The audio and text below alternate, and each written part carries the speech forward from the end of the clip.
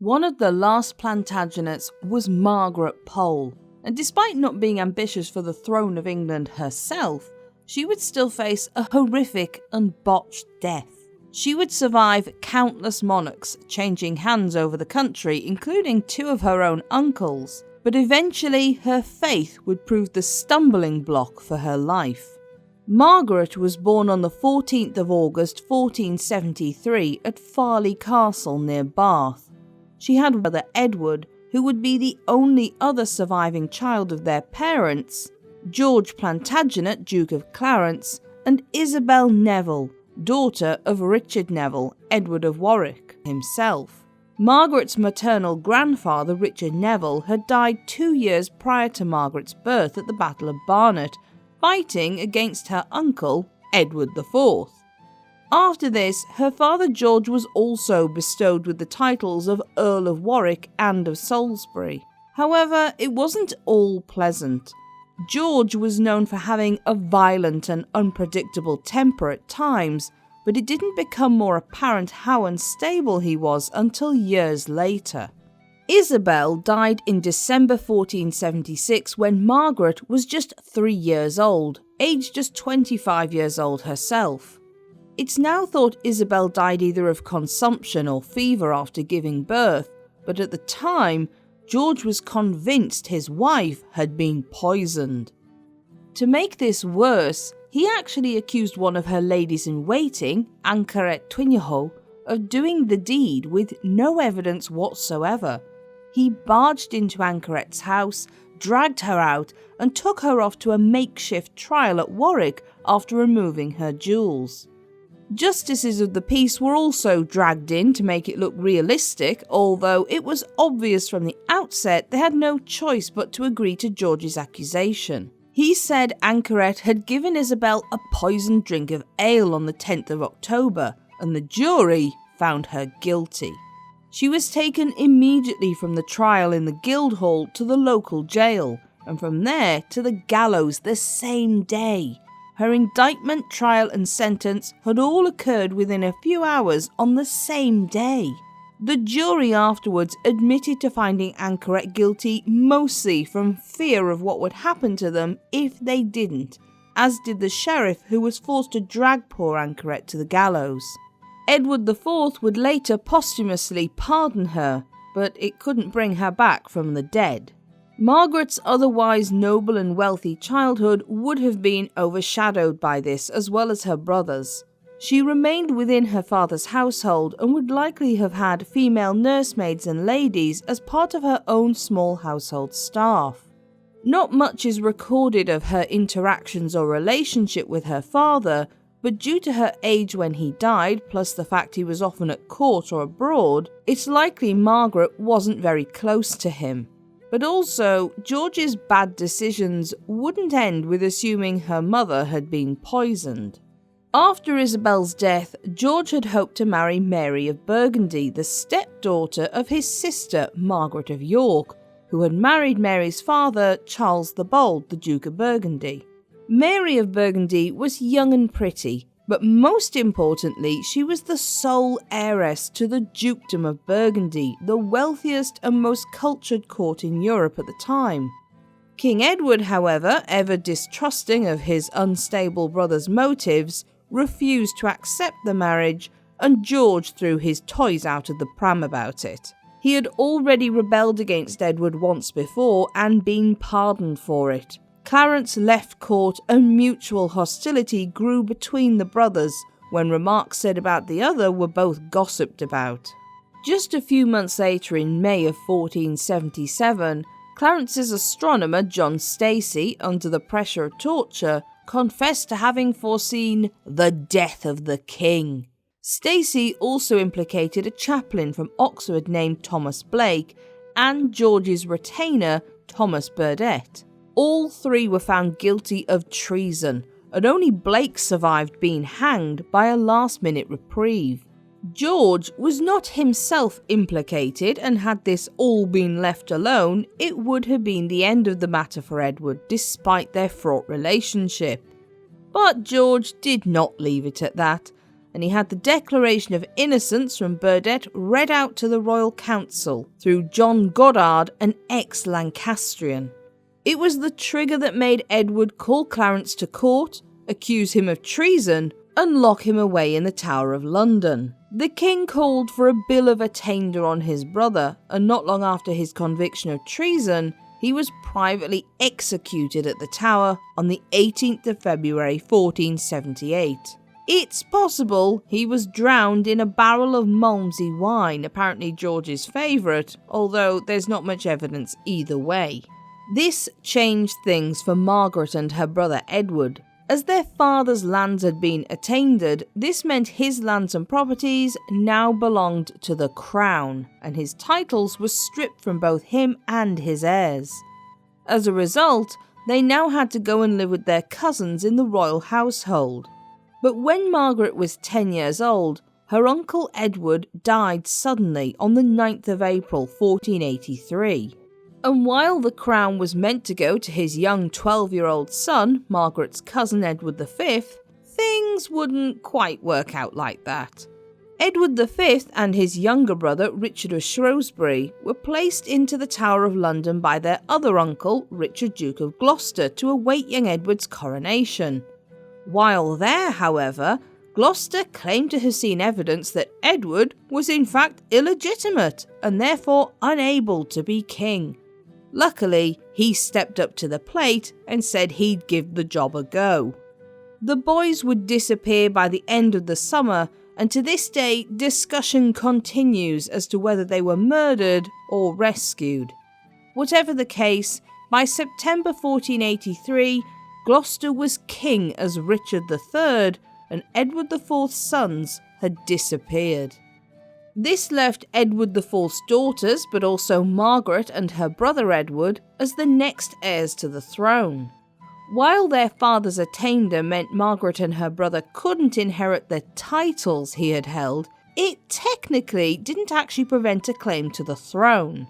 However, Richard declared this was in fact the case, and sent the two children to live at Sheriff Hutton Castle in Yorkshire from September of that year. They were well taken care of here, and there were even whispers as Richard and his wife, Anne Neville, failed to produce an heir that Edward might be considered for the throne. Although this is unlikely, while Richard was also happy to say the attainder barred Edward from the throne. Margaret seems to have remained at Sheriff Hutton, but her brother went to live in London with his new guardian, Thomas Grey, 1st Marquess of Dorset. However, when Anne died in 1485, the last holder of the title Earl of Salisbury as her father's last surviving heir, Richard invested the title back to his nephew Edward. This increased wealth and power for the young boy and his guardian. But by August 1485, it was all a moot point, as Richard III was killed at the Battle of Bosworth, and England's crown went to the victor, Henry VII. While Henry VII relied on claim by conquest to hold the crown, bolstering it by marrying Elizabeth of York, the eldest daughter of Edward IV, his claim could still be considered shaky when compared to Margaret's brother Edward. This heightened their importance, and young Edward Plantagenet, now aged about 10, was taken to the Tower of London. This wasn't the first time a young boy had disappeared into the Tower, and it wasn't long before people took advantage of the situation when rumours swept around of young Edward's death. 2 years later, in 1487, a young boy called Lambert Simnel appeared, with supporters who claimed he was, in fact, Edward Plantagenet. In order to quash this idea, Henry VII had Edward taken out of the Tower and paraded around the streets of London, but sadly this didn't seem to do much good. It wasn't until Lambert Simnel's supporters were arrested and or executed that the whole thing died down, Lambert Simnel as a young boy being allowed a job in Henry's kitchens. And Edward went back to the Tower. But in 1490 he was confirmed by the king in the title of Earl of Warwick, which really he was entitled to as it came from his mother and not his father. Margaret was now 14 years old enough at the time to be married, and in the light of her brother's dynastic importance, Henry thought it was a good idea to arrange one for Margaret. She was betrothed to the king's cousin, Sir Richard Pole, who was around 14 or 15 years older than her. But the match was mostly made because Richard Pole was a safe bet. Not only were he and the king related, as Richard's mother was a half-sister of Margaret Beaufort, Henry's mother, but he was also a loyal supporter of the king.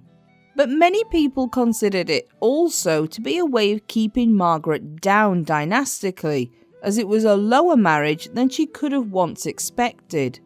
Margaret was the daughter of a duke and niece of 2 kings, whereas Pole, although he was no commoner, was not considered the same rank as Margaret at the time of their marriage in November 1487. But Margaret and her husband appear to have had a happy marriage, and it's likely she was grateful to simply feel she was in a safe place after the many years of uncertainty. Being married to the king's loyal cousin, no matter his rank, would mean Margaret could relax a little. This was made better by Pole becoming one of Henry's most important courtiers over the years. He became constable of several castles, Sheriff of Merioneth, Chamberlain of North Wales and Chester, and a member of the council in the Welsh Marches. In 1493 he was appointed as Lord Chamberlain to Prince Arthur's household when it was established that year in Ludlow Castle, and in 1495 Pole also became Justice of North Wales and Constable of Carnarvon Castle, one of the most important fortresses on the North Welsh coast. As for Margaret, she started her married life at Bochmer House in Medmenham, a village in Buckinghamshire where Pole had made his main home. Whenever her husband had to carry out his duties in Wales, however, Margaret often stayed at Stourton Castle in Staffordshire to be nearby, further suggesting they at least had a respectful and caring relationship. She first fell pregnant a few years after their marriage, giving birth to their first child in 1492, a son named Henry after the king.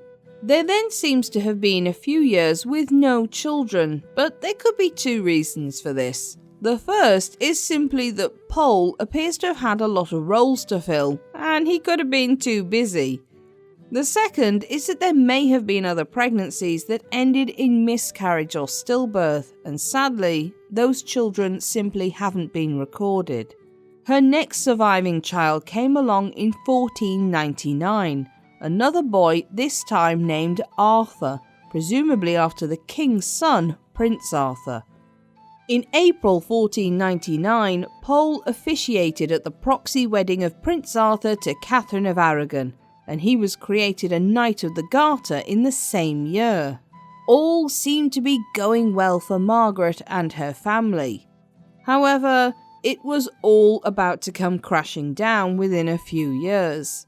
Firstly, another pretender to the throne appeared in the form of Perkin Warbeck, a charismatic and believable man from the Low Countries who claimed to be Richard of Shrewsbury.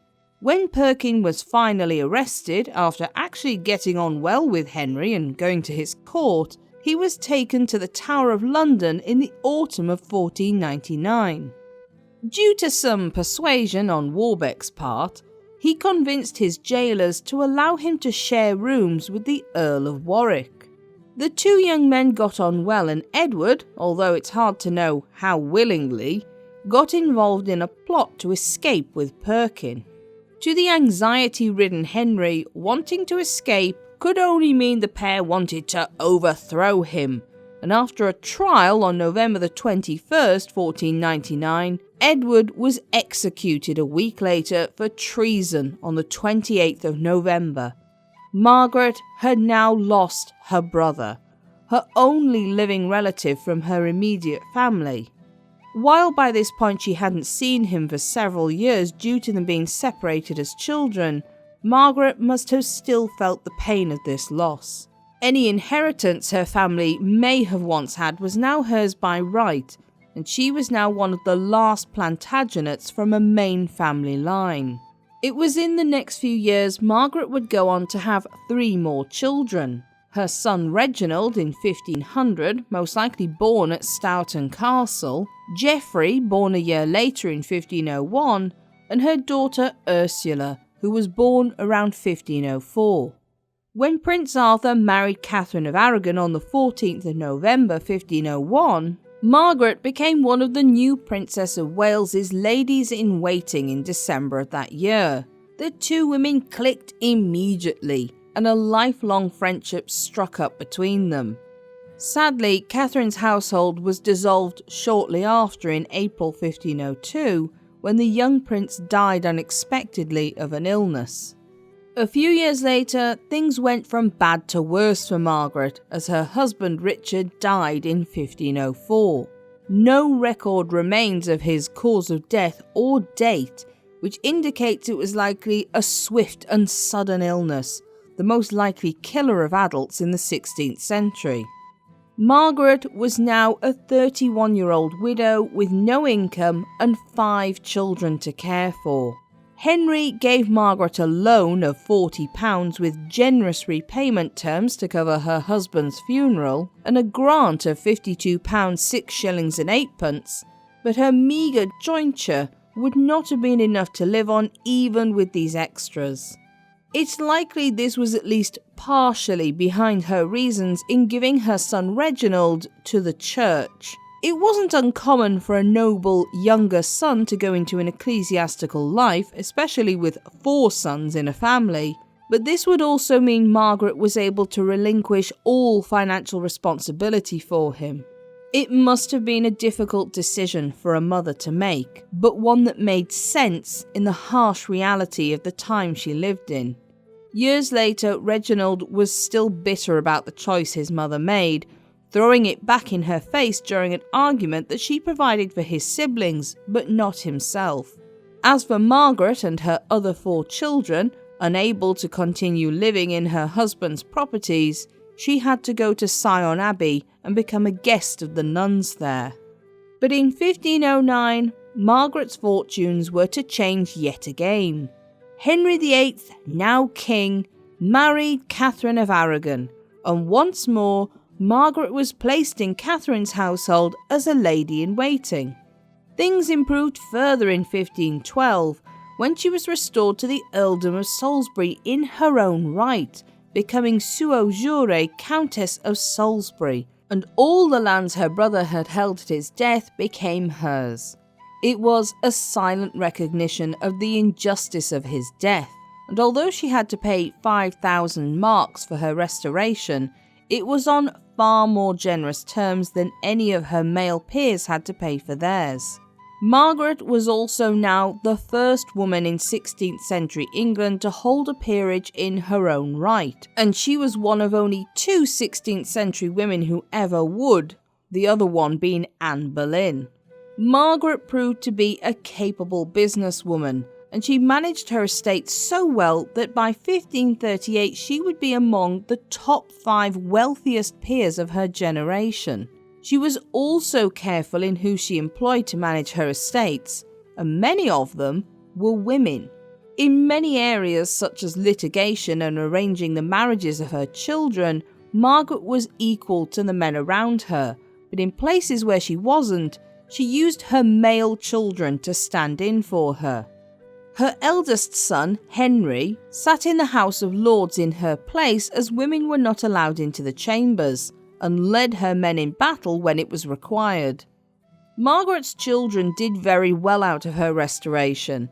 Her second son, Arthur, went in 1514 with Margaret Tudor as part of her entourage, and by 1518 was a gentleman of Henry's privy chamber. Arthur became close friends with a patron of his, Edward Stafford, the 3rd Duke of Buckingham, but when Buckingham was convicted of treason in 1521, Arthur was expelled from court. However, by the following year, he was back again. Reginald studied abroad in Padua, and despite not being ordained as a priest, he became Dean of Exeter and Wimborne Minster, Dorset, and a Canon of York. In 1529, he would be part of those representing Henry VIII to convince the French theologians of the Sorbonne to accept his separation from Catherine of Aragon.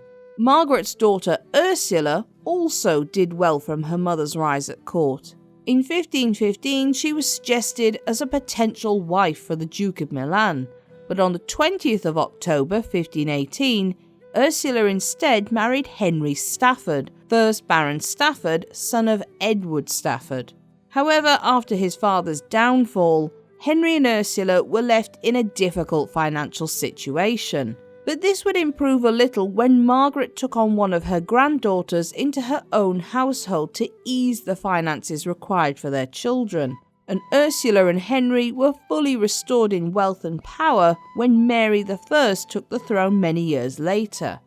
Margaret was also an extremely well-educated woman and was a patron of many humanist scholars. Erasmus's De Immensa Misericordia Dei, or The Great Mercy of God, was translated into English for her by Jean-Tien Hervé of Orléans, one of those she patronised. Her association with humanist scholars was likely also encouraged by her son Reginald, who would have introduced many of those she knew. At first, Margaret did well at court, but as Queen Catherine fell from Henry's favour, so did Margaret. In 1518, she had a dispute with the king over some land that she felt she had a claim to. Henry ruled against her and instead awarded the contested lands to the Dukedom of Somerset, which incidentally had been held by the Beaufort family and were now in possession of the crown. But in 1520, as a favourite of Catherine's, Margaret was placed in the household of the king's young daughter, Princess Mary. She was Mary's governess, and the two had a close bond that would remain for the rest of Margaret's life. However, when Arthur fell out of favour due to his friendship with Edward Stafford, so did Margaret. She was removed from Mary's household, but by 1525 she had been placed back as governess.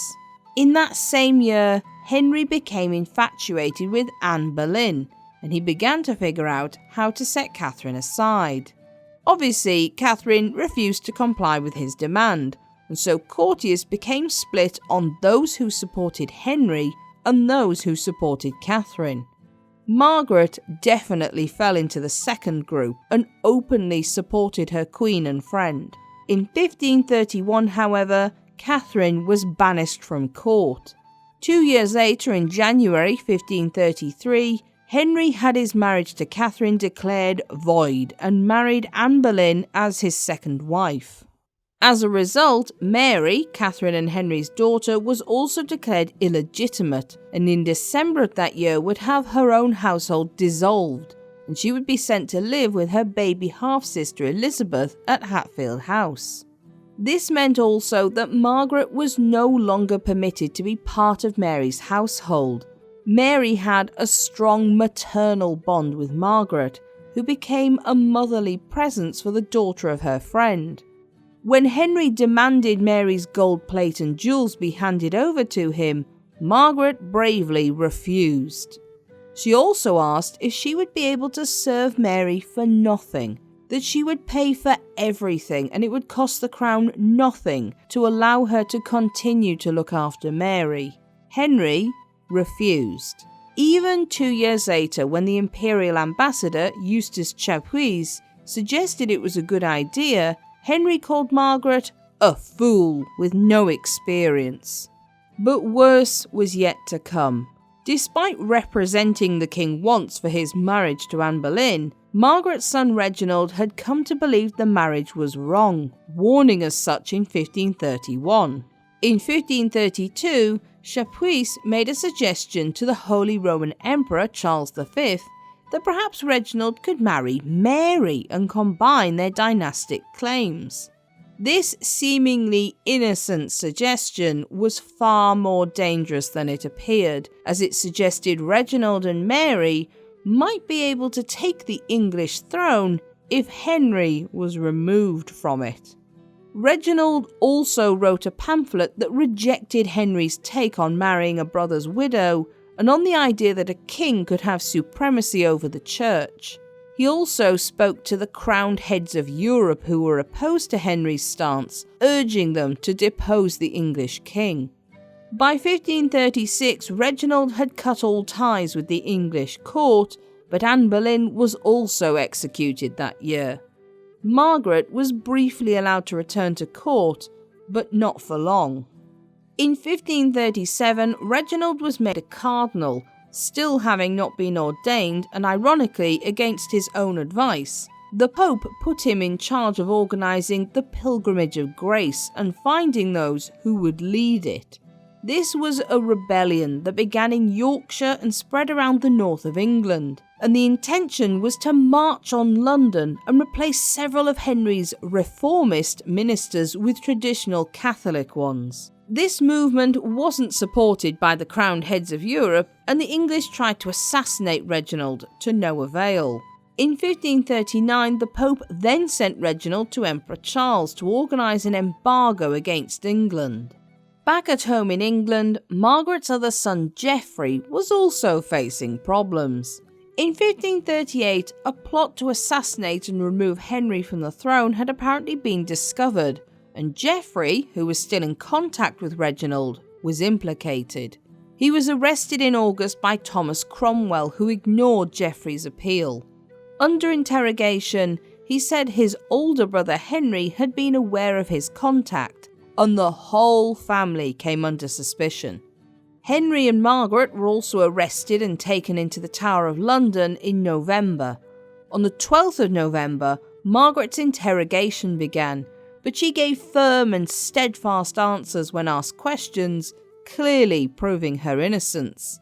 William Fitzwilliam, the Earl of Southampton, was one of her interrogators, and while he didn't like her, he grudgingly admitted he was impressed with the strength of character Margaret displayed, and how she didn't back down despite his attempts at intimidation.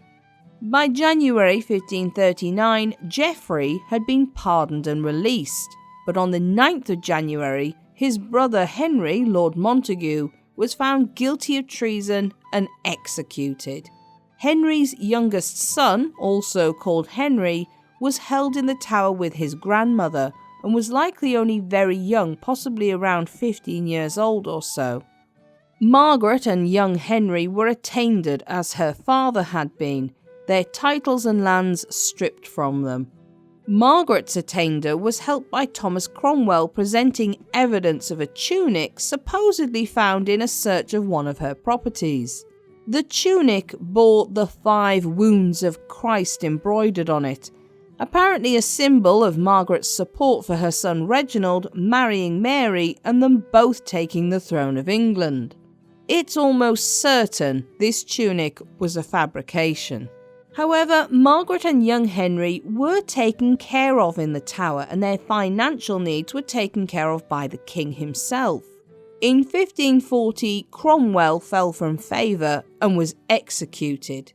But in March 1541, Margaret was still a prisoner, but she was being attended by servants, and her tailor was paid a large sum for her clothing. So it appeared Henry VIII was not only still looking after her, but was happy to keep her around.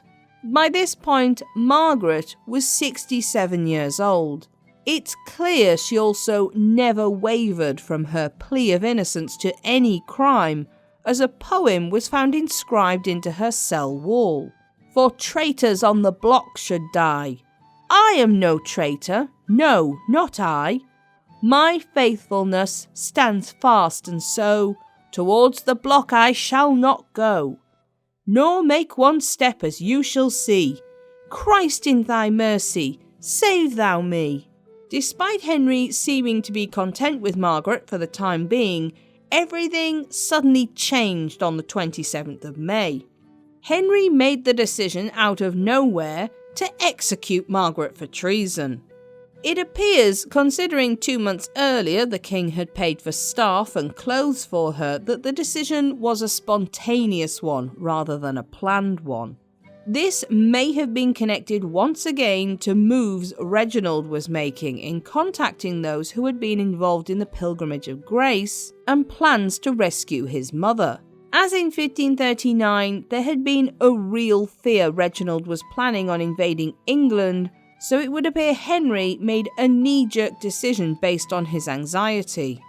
On the morning of the 27th, Margaret was told by her jailers that she was to die within the hour. Considering there had been no trial and no sentence, Margaret was horrified and demanded to know what crime she was accused of. Without further ado, she was taken from her cell to where a low wooden block had been prepared outside. Instead of the usual scaffold, more hints at the suddenness of the execution. To make this even worse, the Tower's usual executioner had been sent north to deal with rebels, leaving an inexperienced young lad to do the job instead. Although one source says she seemed confused as to why she was there, Margaret managed to commend her soul to God, ask the small crowd present to pray for the king and his family, and ask that she should be remembered to Princess Mary. A later source suggested Margaret turned her head about in order to prevent the execution, but was written many years after the events and is unlikely to be true.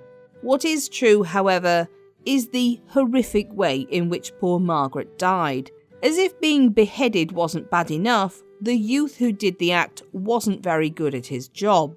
Margaret suffered at the hands of the young man who was a wretched and blundering youth who hacked her neck and shoulders to pieces in the most pitiful manner.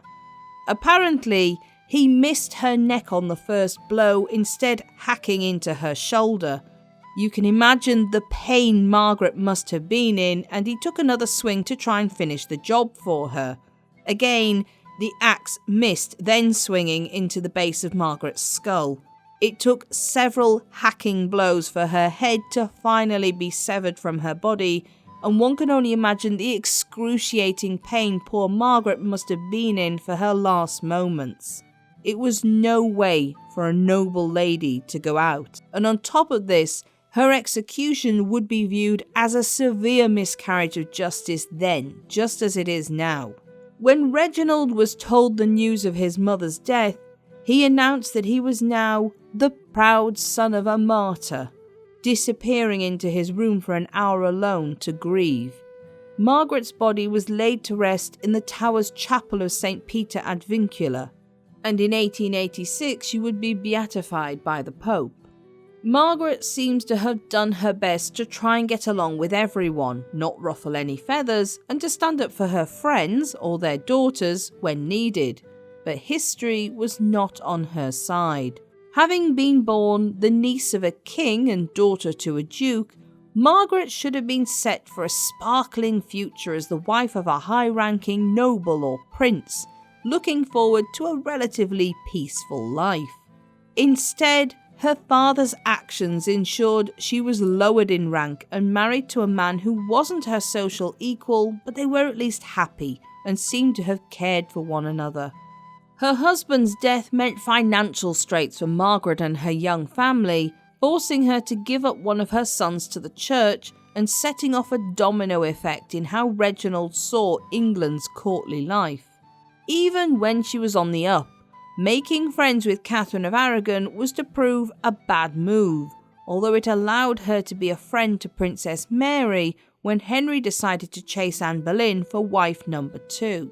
Margaret was an easy target as one of the last main Plantagenets, and her dynastic claims meant she was considered dangerous by anxious men even when she had done nothing to provoke this. She was viewed as one person while being an entirely different person in reality, and her execution was a mockery of the dignified, kind person Margaret had been in life, ensuring she was unfortunately better remembered in history for how she died rather than how she lived. If you enjoyed this video, don't forget to like and subscribe so you don't miss any new documentaries.